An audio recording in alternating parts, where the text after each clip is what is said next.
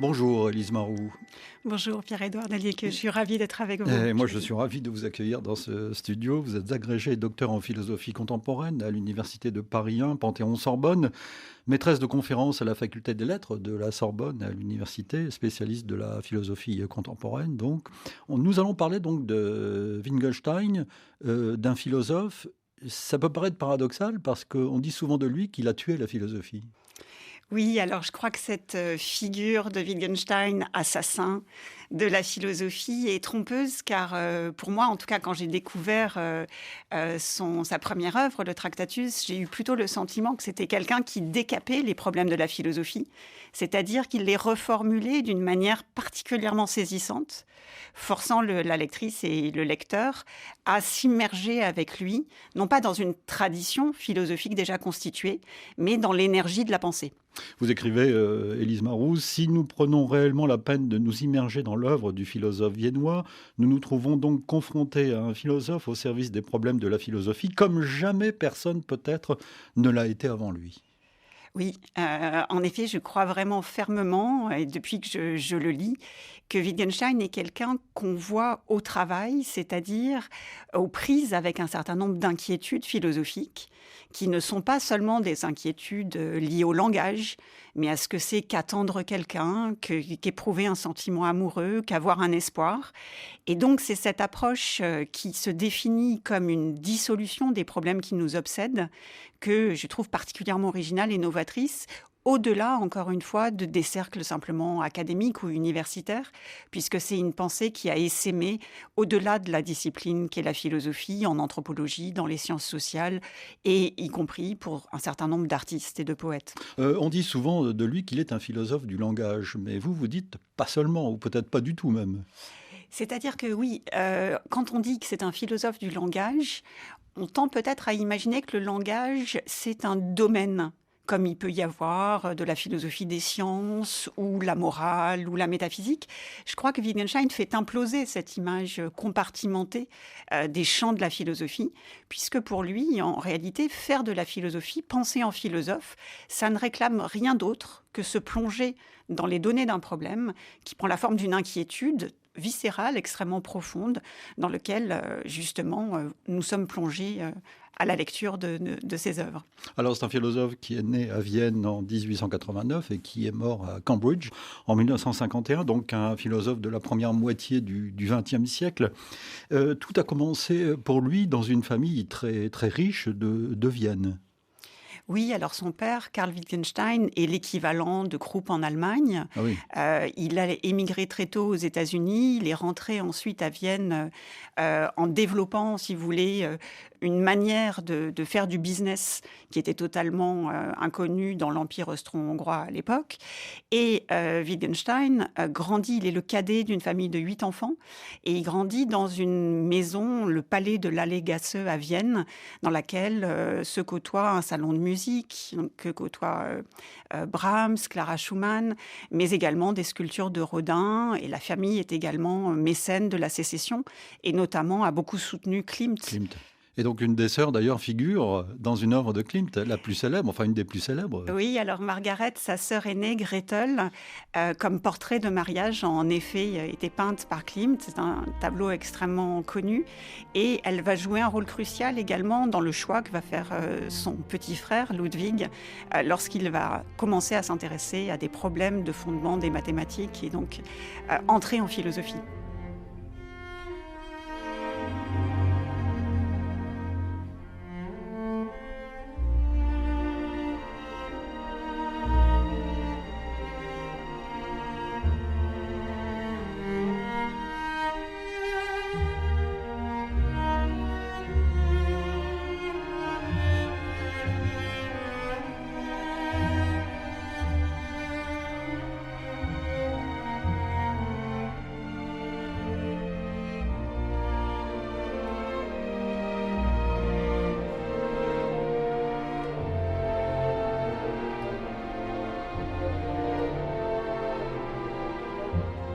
Élise Marou, il faut signaler que Ludwig Wittgenstein s'est d'abord intéressé aux mathématiques. Il a suivi des études d'ingénieur. Oui, alors dans cette Vienne fin de siècle qui est absolument fascinante Ouais. pour les avant-gardes artistiques, étrangement, alors que ses frères et sœurs ont des talents musicaux, l'un de ses frères, une sorte de Mozart qui composait à l'âge de 4 ans, Wittgenstein passe pour celui qui est le moins doué de la famille. Donc très tôt, on l'envoie à Linz dans un établissement technique Qui est que une autre ville côtoiera Hitler. d'Autriche, hein, oui, En bien Autriche, sûr, oui, oui. que côtoiera Hitler, qui avait 2 ans de retard à l'époque. Et Wittgenstein, donc, va s'intéresser à des questions d'ingénierie, d'aéronautique. C'est la grande époque des débuts de l'aviation, et donc il est fasciné par notamment ces questions d'aéronautique. Et c'est un petit peu par accident que lors de sa formation d'ingénieur, qui va l'amener d'abord à Manchester, il va découvrir les problèmes qui agitent à ce moment-là les mathématiciens, les problèmes qui sont connus sous le nom de problèmes des fondements. Et il va connaître un certain Bertrand Russell. Oui, alors c'est en 1911 qu'il part à Cambridge rencontrer Russell. Il est allé au préalable à Iéna rencontrer Gottlob Frege. Alors il faut rappeler qui sont ces Oui, mais alors, personnages. je vais le faire. Donc, on a souvent une image, si vous voulez, d'Épinal de ces 3 logiciens. Donc, Frege, qui est à ce moment-là professeur à Iéna en Allemagne et qui est en train de révolutionner la logique. Ça, on va l'appeler après lui la nouvelle logique. Et Russell, de son côté, à Cambridge, a écrit un livre qui a beaucoup marqué Wittgenstein, Les principes des mathématiques, publié en 1903. En 1905, Russell écrit On Denoting, qui propose une analyse des propositions totalement nouvelles, en comparant ce que c'est qu'une proposition et qu'un concept à une fonction. Et donc cette nouvelle logique, Wittgenstein va la découvrir en allant rencontrer à Iéna Frege et ensuite en suivant les cours de Russell à Cambridge. Qui va comprendre qu'il a affaire à un génie, en fait. Alors, ce qui est très amusant quand on lit la correspondance de Russell, c'est qu'au départ, il est un tout petit peu effaré par le fait de voir cet ingénieur qui parle très mal anglais, dit-il, débarquer dans sa salle de cours sans trop vouloir se plier en fait aux règles du collège de Cambridge où Russell enseignait. Et très rapidement, en effet, de protéger de Russell, Wittgenstein devient en réalité un interlocuteur qui joue à armes égales. Alors il va, lors de la Première Guerre mondiale, il va faire la guerre, et ô combien il va vouloir combattre.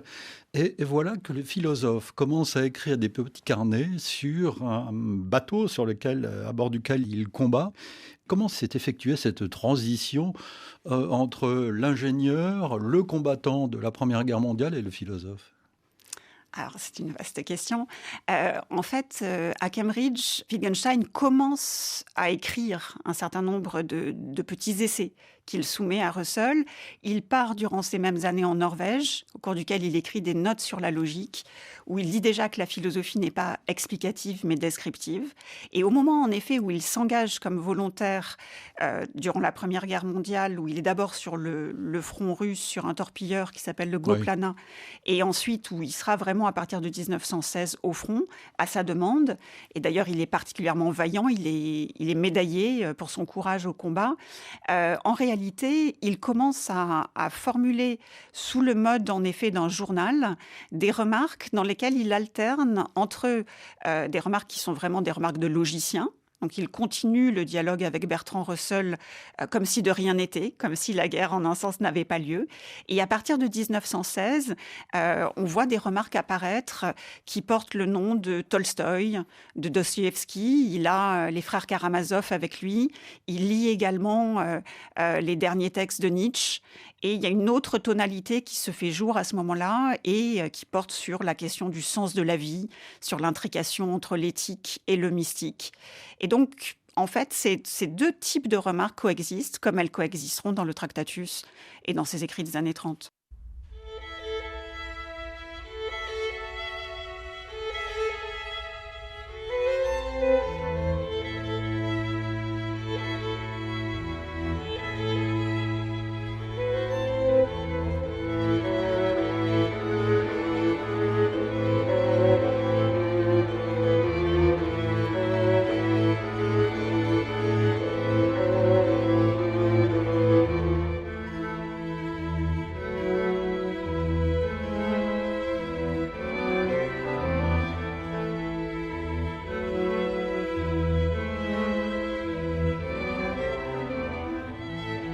Suite de ce magazine Idée, de ce numéro du magazine Idée en compagnie d'Élise Marou, grâce à laquelle nous parlons de Ludwig Wittgenstein à l'occasion de la sortie d'un Que sais-je qu'elle vient d'écrire, Que sais-je publié au PUF.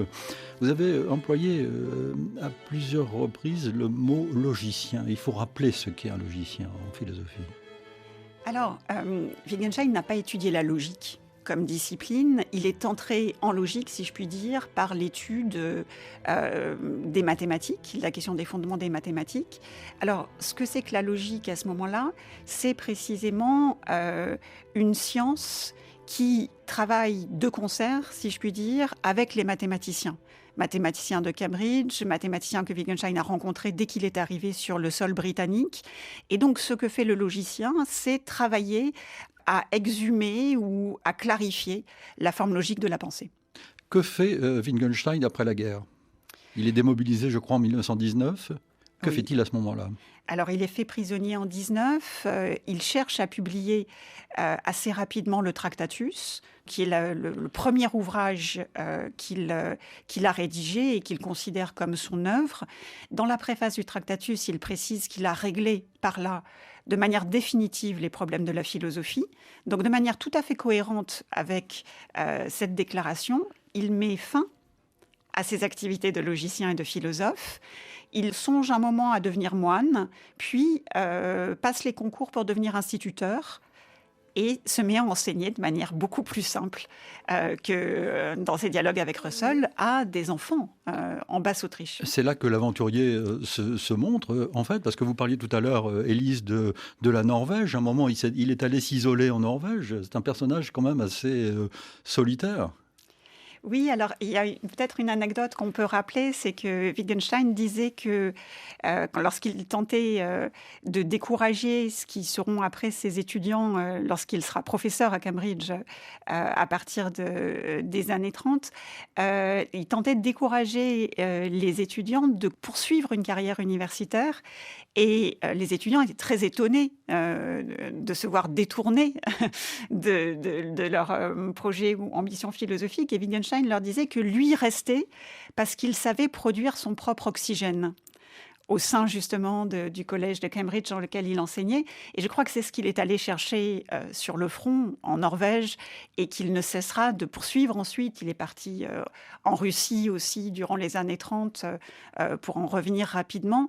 C'est quelqu'un qui cherche à maintenir des conditions de pensée qui font qu'il n'est pas influencé par les modes intellectuels et qu'il poursuit son cheminement le plus possible dans les conditions, le fjord en Norvège dans lequel il avait construit une petite maison pour y travailler. C'est un fjord qui est totalement isolé.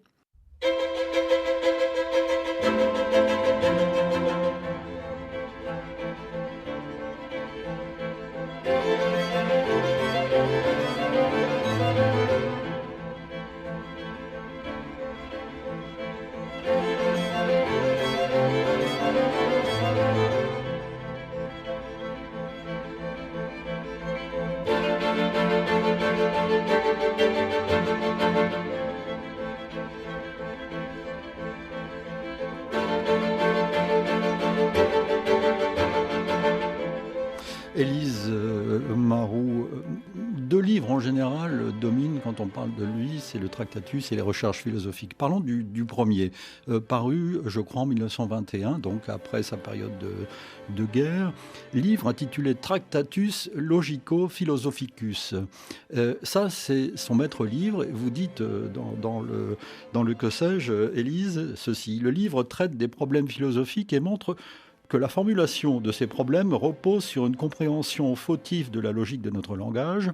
On pourrait à peu près résumer tout le sens de l'ouvrage par les mots suivants. Ce qui peut être dit en général peut être dit clairement, et sur ce dont on ne peut pas parler, on doit se taire.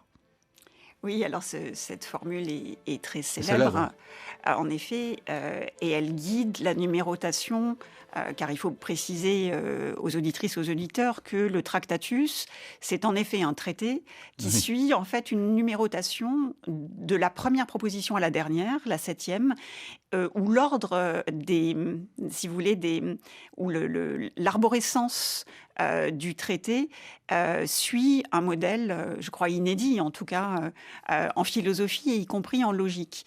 Le titre Tractatus Logico-Philosophicus lui a été soufflé par son collègue à Cambridge, G. Moore, qui, faisant un clin d'œil à Spinoza, au traité théologico-politique, a trouvé que précisément ce titre de Tractatus Logico-Philosophicus permettrait justement de donner une image assez fidèle de la première œuvre justement de Wittgenstein. Alors que veut-il dire par là ?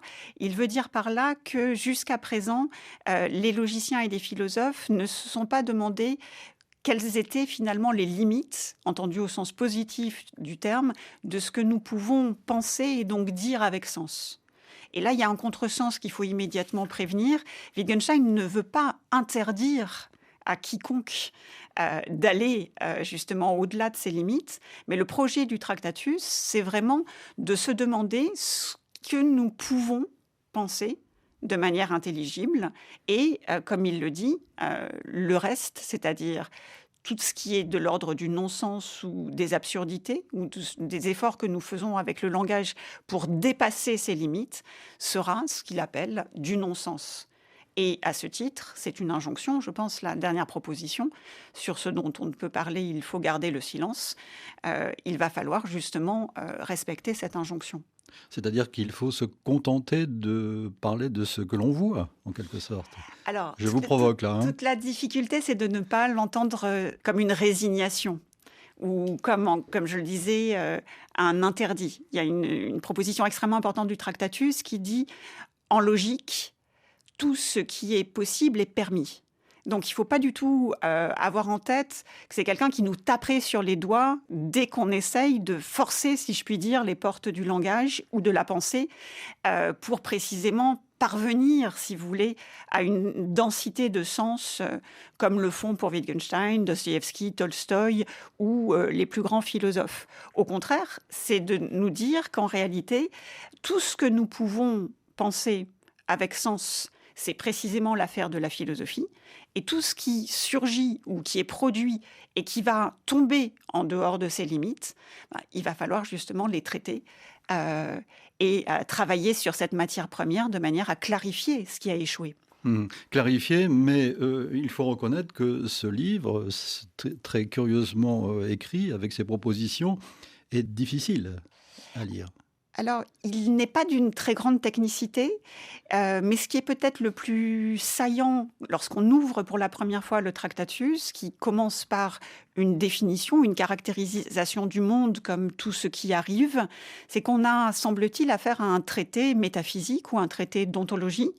Et l'une des questions qui se pose, c'est de savoir si c'est bien un traité sur un mode classique qu'on a à faire, qui va se dérouler du monde jusqu'à l'injonction de silence, ou si c'est pas de manière ironique à une prose qui va faire imploser cette prétention métaphysique du traité. Alors, la plupart des lectures aujourd'hui se rangent sous cette seconde option, cette seconde bannière, qui consiste à y voir une écriture ironique, et donc un traité qui n'est pas un traité de métaphysique, mais au contraire, le traité qui va donner des ressources aux philosophes pour démanteler de l'intérieur nos prétentions métaphysiques. Je reviens au personnage, nous reviendrons au traité dans un instant. Il était partagé entre la science, les mathématiques, et le mysticisme aussi. En fait, il était comme prisonnier, entre guillemets, d'une crise mystique perpétuelle, non ? Alors, je crois que... Partagé entre la science et l'irrationnel, en quelque sorte. Je schématise. Alors, je crois qu'il ne le vit pas du tout comme un partage ou comme une tension, ni comme une scission, précisément parce qu'il définit la logique comme une activité de clarification. Donc, il faut être prudent quand on parle de sa fascination pour la science, parce qu'on a déjà parlé des mathématiques.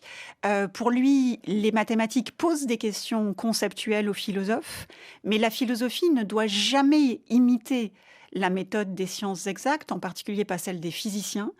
sous peine de perdre non seulement son âme, mais sa vocation. Donc, c'est ce qu'il voulait dire, je pense, quand il souligne que la philosophie n'est jamais explicative. Elle ne doit pas expliquer par les causes quoi que ce soit. Elle doit décrire précisément, et c'est la première définition que Wittgenstein donne de la logique dans le Tractatus. Elle doit décrire plutôt qu'expliquer.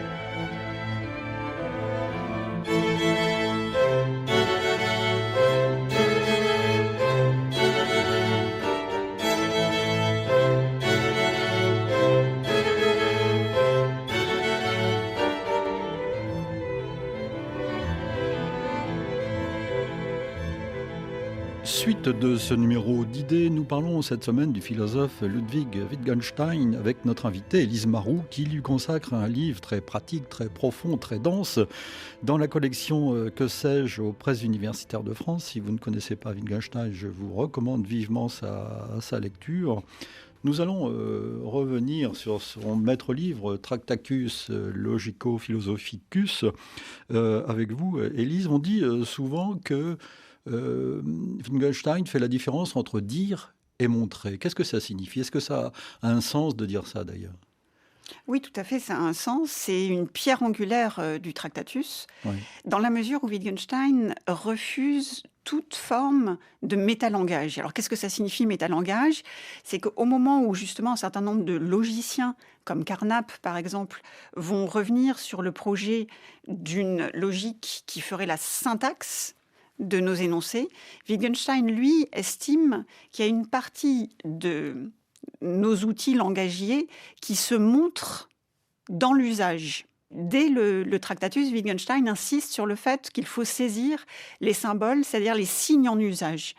Ce qu'il distingue dès le Tractatus de ses maîtres Frege et Russell. Et donc, montrer, il y a à la fois ce qui se montre dans notre usage des signes et ce qui se distingue de notre régime de discours. Donc, je pense qu'on peut dire que le régime de la monstration est double. Il y a à la fois ce qui se montre dans notre usage des signes, dans notre usage du langage en tant que nous l'utilisons et qu'il est vivant. Et puis, il y a tout ce qui est de l'ordre de ce que nous ne pouvons pas dire et qui échappe au discours pourvu de sens.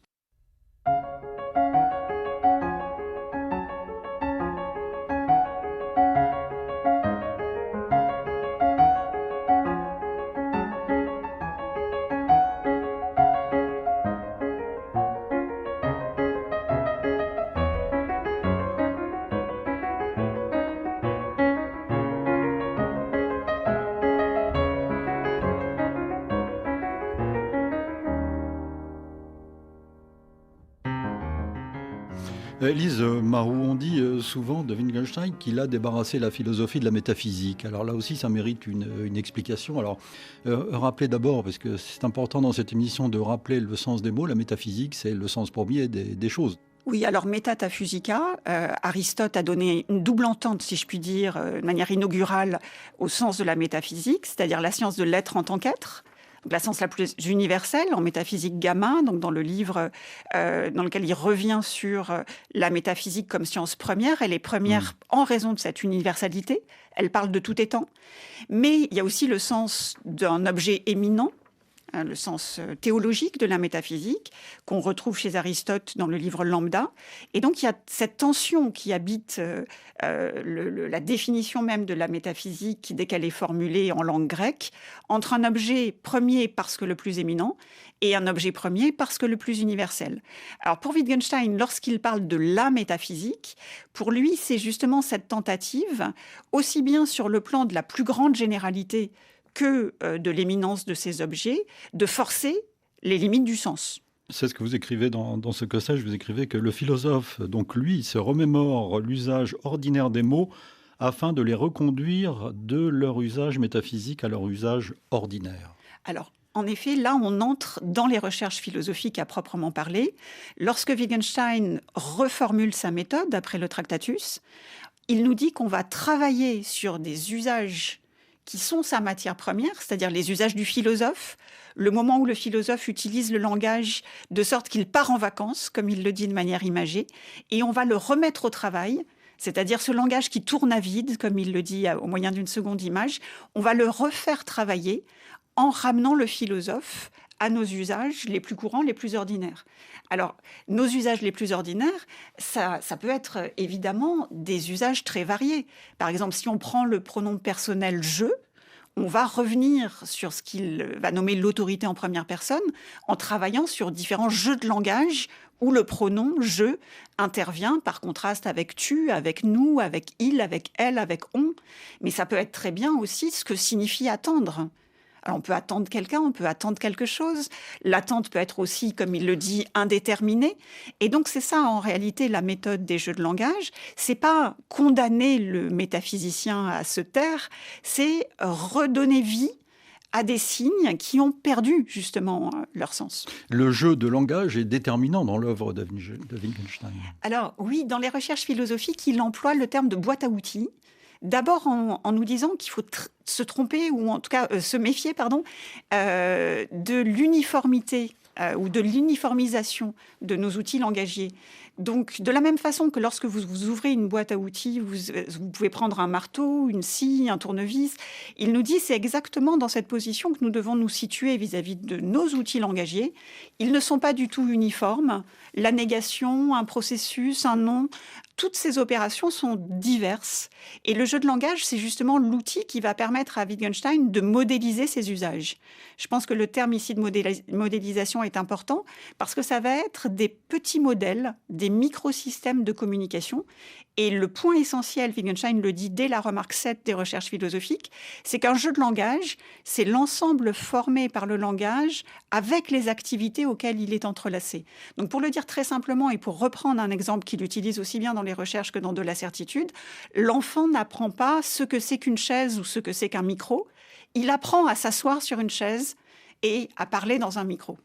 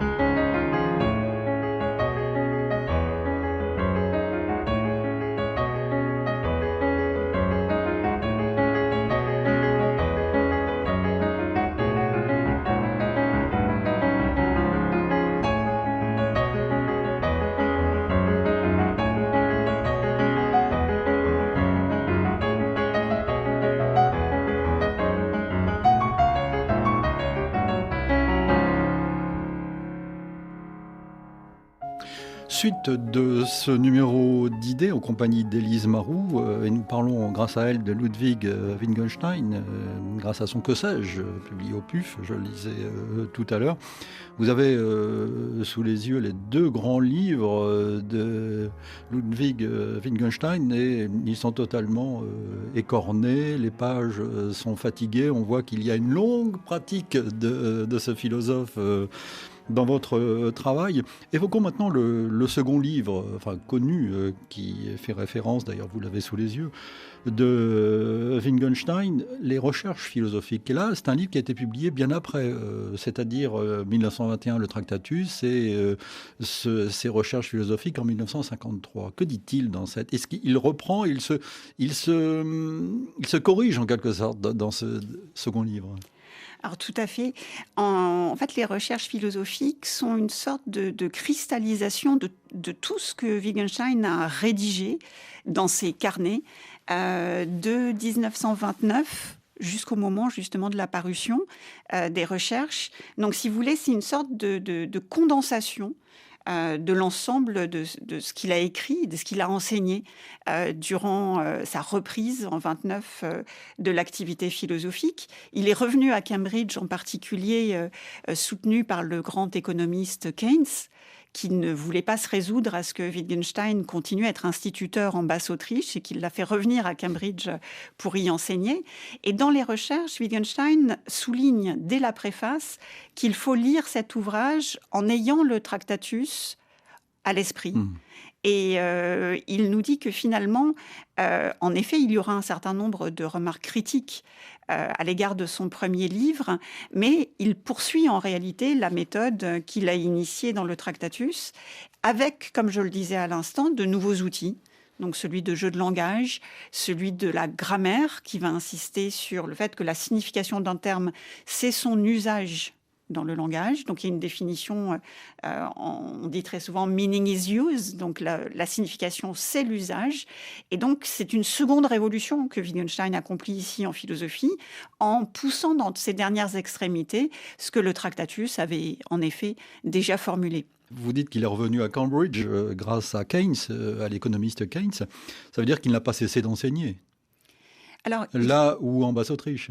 Alors, il n'a pas cessé d'enseigner, c'est-à-dire que oui, on peut formuler les choses de manière continuiste comme vous le faites, mais je crois qu'il y a quand même un hiatus assez profond entre son métier d'instituteur en Basse-Autriche. Il a d'ailleurs démissionné parce qu'il avait levé la main sur un élève. Il était très mal intégré aux différents petits villages où il a enseigné, même s'il a écrit à ce moment-là un dictionnaire à l'usage des pédagogiques, si vous voulez, à l'usage des classes élémentaires. Donc il y a un hiatus entre son métier d'instituteur et le travail de séminaire qu'il faisait à Cambridge. Et je crois qu'il faut souligner pour les auditrices et les auditeurs que lorsqu'on rentre dans une bibliothèque, dans une librairie, on a très nombreux ouvrages qui portent le nom de Wittgenstein. Or, il y a deux œuvres, le Tractatus et les recherches, mais il y a aussi ses cours qui ont été publiés, les cours de Cambridge durant les années 30, puis les cours des années 40, qui portent le nom de philosophie de la psychologie. Il attachait, en tant qu'enseignant, une immense importance à son enseignement qui était très oral, pas du tout magistral, mais qui précisément faisait s'immerger ses étudiantes et ses étudiants dans des problèmes. Et l'une des premières moutures, si vous voulez, l'une des premières eaux-fortes des recherches philosophiques, c'est les fameux cahiers, le Blue Book et le Brown Book, qu'on connaissait d'après la couleur de leur reliure, qui avaient circulé parmi les étudiantes et étudiants de Cambridge, parce que c'était ce qu'il avait conçu comme un cours qu'il renoncera à donner. Donc, si vous voulez, il y a à la fois la prose très vive et très condensée de ses cours. Il y a ce qu'il appelle donc l'œuvre, et les recherches en fait sont scindées entre une première partie où en fait il y a une construction qui n'est peut-être pas évidente à la première lecture, mais il y a une structure qui est vraiment séquencée. Comme une œuvre d'architecture, Wittgenstein tenait à cette analogie entre le travail de l'architecte et le travail du philosophe. Et toute la seconde partie des recherches, là c'est en réalité une partie qui est inachevée et qui va déboucher sur toute sa dernière philosophie, celle qu'il va explorer durant les années 40. Donc si vous voulez, les recherches philosophiques, c'est un ouvrage, moi je pense que c'est son véritable chef-d'œuvre, mais qui est médian entre une première manière de philosopher qui est celle du Tractatus, et puis une dernière manière qu'il n'a pas eu le temps, fauché par la mort en 51, de ressaisir sous la forme justement d'un dernier ouvrage, et qui explorera les concepts plus complexes de la psychologie.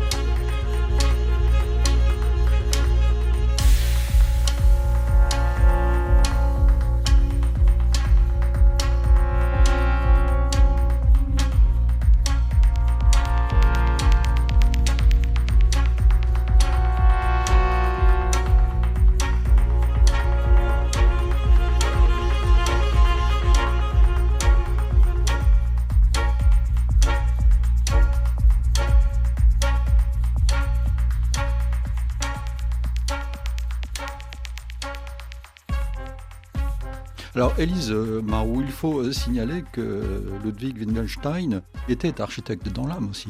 Il a même construit une maison. Alors en effet, donc il y a une remarque mêlée auquel je tiens beaucoup, dans laquelle Wittgenstein dit que le travail en philosophie est semblable au travail en architecture, que c'est un travail sur soi-même.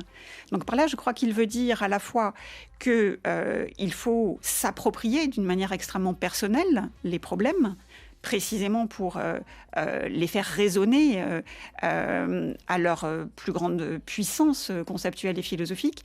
Mais il a également toujours été attentif à l'architectonique de ces deux œuvres. Et il a construit pour Margaret Gretel, sa sœur peinte par Klimt et qui a été l'une des premières patientes de Freud, devenue amie de Freud, qui a permis à Freud de quitter tardivement l'Autriche, alors qu'il était menacé lui-même.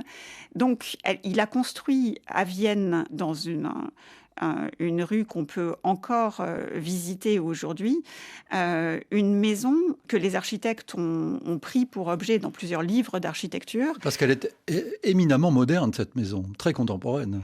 Alors, Wittgenstein était en dialogue avec Adolf Loos. Oui. Il l'a rencontré à plusieurs reprises. Donc, tous les textes très critiques de Loos sur l'ornementation, le superflu, il les a bien sûr en tête.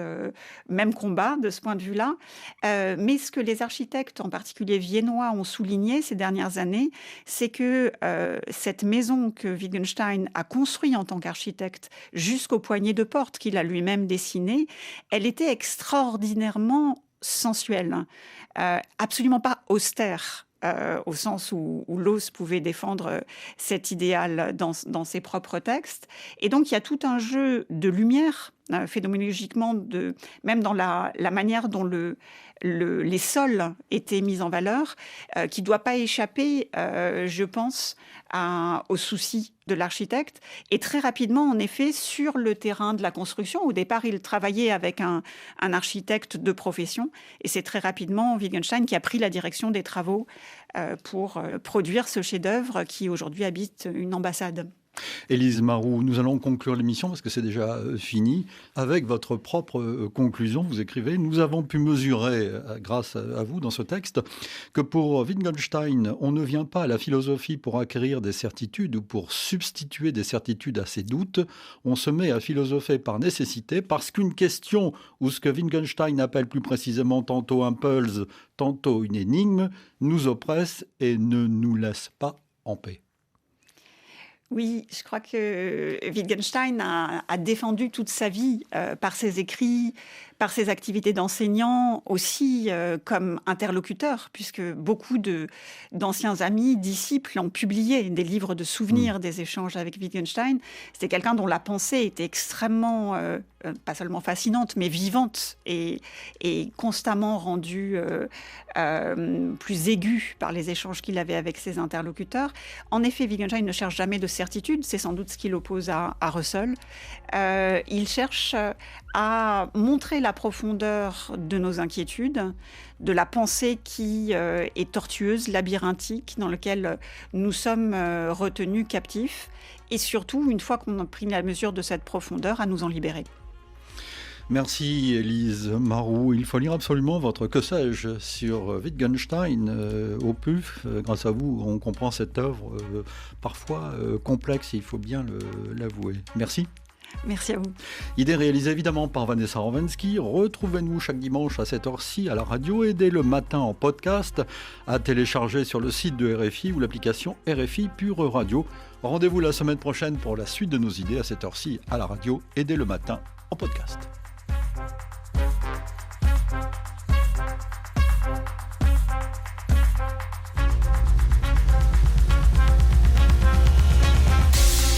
The world is all that is the case. The world is the totality of facts, not things.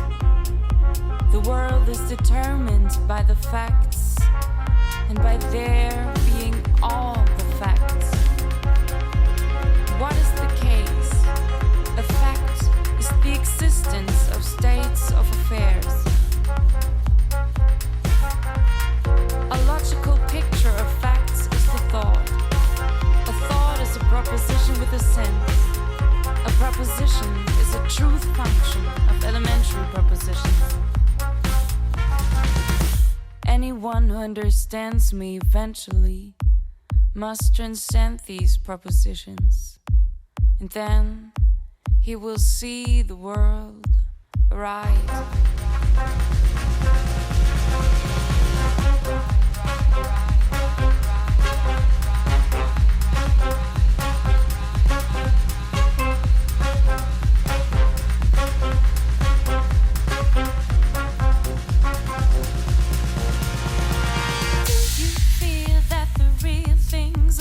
You see, I will keep dancing till I will keep dancing till I do. You believe you receive reality? I will keep dancing till I will keep dancing till I do. You claim that your aim is found the essence? I will keep dancing till I will keep dancing till I do. You accept that in fact that makes much less sense? I will keep dancing till I will keep dancing till I do.